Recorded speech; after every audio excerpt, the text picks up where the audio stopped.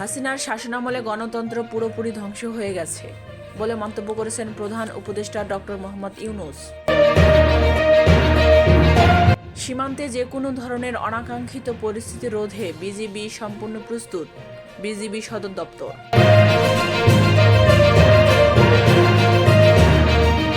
আগরতলা বাংলাদেশ সহকারী হাই কমিশনে হামলার ঘটনায় 7 জন আটক, 3 পুলিশ বরখাস্ত।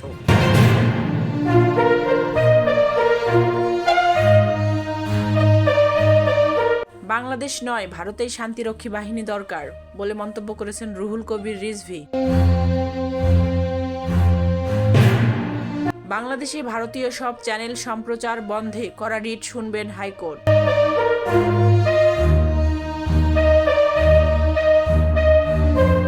হাসনাত ও সার্জিস আলমকে হত্যা চেষ্টা মামলায় ট্রাক চালক ও হেলপারের 2 দিনের রিমান্ড।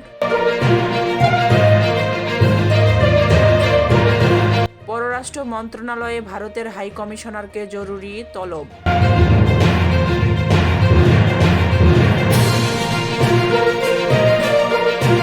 একটি বিষয়কে নিয়ে সম্পর্ক আটকে থাকবে না বলে মন্তব্য করেছেন ভারতীয় হাই কমিশনার।